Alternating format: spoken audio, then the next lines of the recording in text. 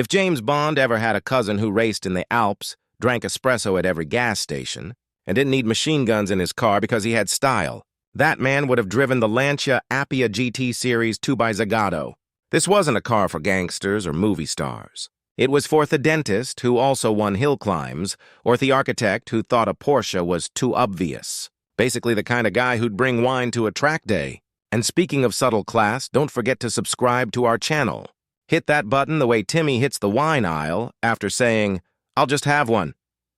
If you like weird cars, glorious misfires, and surprisingly fast Italian gentlemen's races, you're in the right garage. Now, let's unroll this ribbon of aluminium beauty and find out why the Appia GTE was the automotive equivalent of a silk scarf hiding brass knuckles.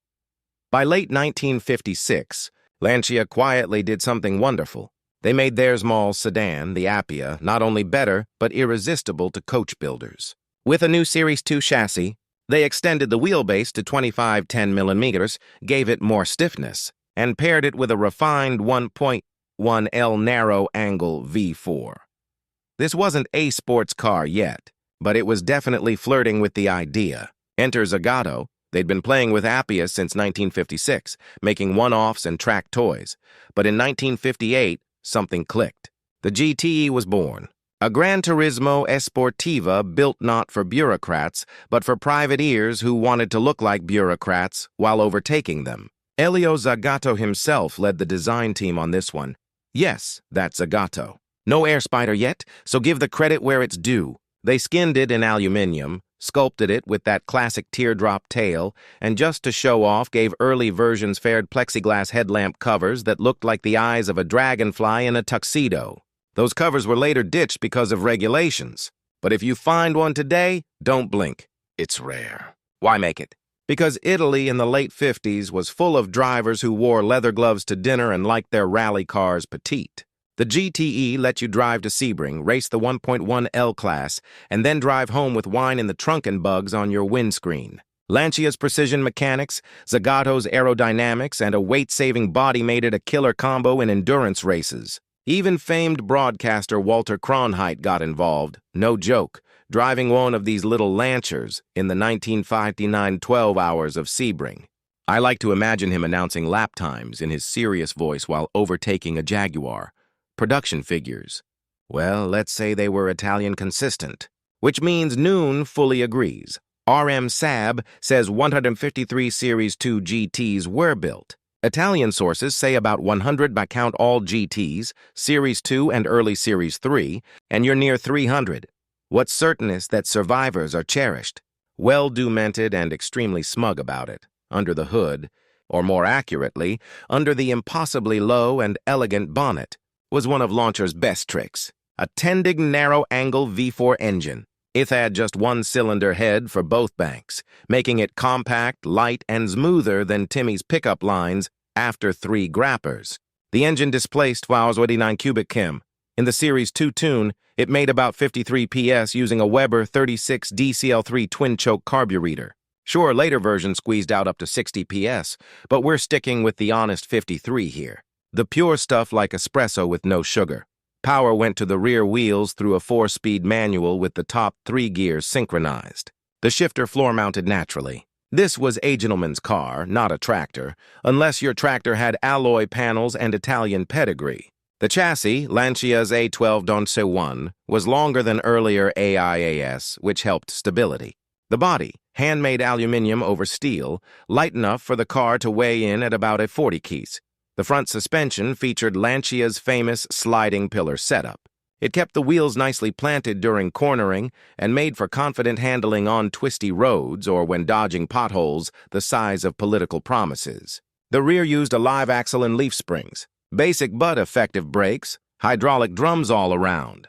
Not ideal for modern traffic, but perfect for 1959. Some cars got upgraded to twin leading shoe fronts later, but that depends on who owned it and how brave they were. Wheels were 15 in often bari metal or simple pressed steel wrapped in narrow tires that probably squealed in Italian. Dimensionally, it measured about 4,190 millimeter long, 1,400 millimeter wide, and just under 1,240 millimeters in height, roughly 13.9 in x/4.8 in x/4.1 in. Think tiny GT with sharp elbows. The wheelbase remained a stable 12,510 mm or 8.3 in down to top speed between 155 and 160 km per hour, about 99 mm. And yes, that's with just 53 PS because aerodynamics and weight saving actually work when designed by Italians, not online forums. Fuel consumption range from 7.5 to 9.0 L per 100 km, around 34 milliliters per imperial gallon. What made it special? The V4 engine's compact layout meant a low bonnet line that cut through the wind. The suspension let it dance through hills and rallies. The body light as gossip at a garden party. It didn't need brute force. It needed finesse, and it had it. The Lancia Appia GTE Series 2 wasn't just engineered. It was sculpted. This was a car that looked like it whispered secrets at cocktail parties. Zagato's design philosophy was always function first, but somehow it ended up being gorgeous anyway. That's the Italian way. They tried to make a sandwich, and it turns out it's art. The car's profile was low and purposeful. It didn't scream for attention like a Ferrari or look like it was mid-divorce like some British coupes. It just stood there confident, poised, and vaguely judging your tie.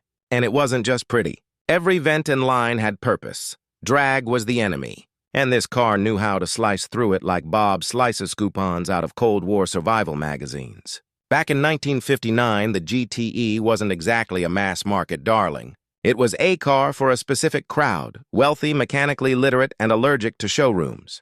The kind of people who knew the difference between a Solex and a Weber and debated them over espresso. Lancia didn't market it in huge numbers. This wasn't Detroit. You didn't get a balloon, a test drive, and a sales manager named Jerry.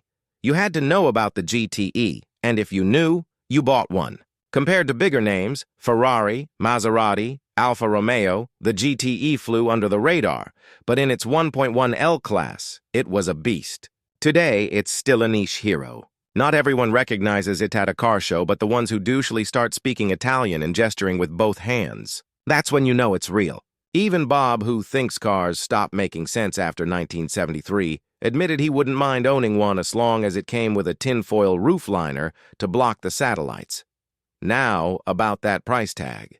Back in 1959, the list price in Italy for a GTE second was about 1,800,000 LA. That converts to roughly $30,000, or $35,000 in today's currency, when adjusted for inflation. And now hold on to your money.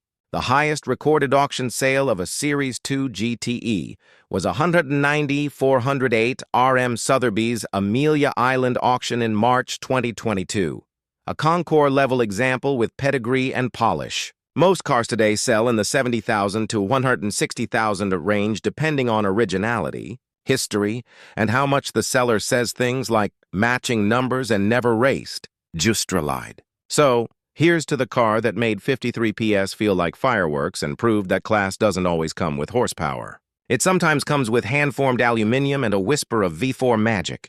And finally, a heartfelt thank you to our channel sponsors, by which we mean you. Yes, you wonderful, slightly eccentric gearheads who click that join button like Timmy clicks. I accept the cookies without knowing what cookies are. You keep the wheels spinning and the jokes is just inappropriate enough.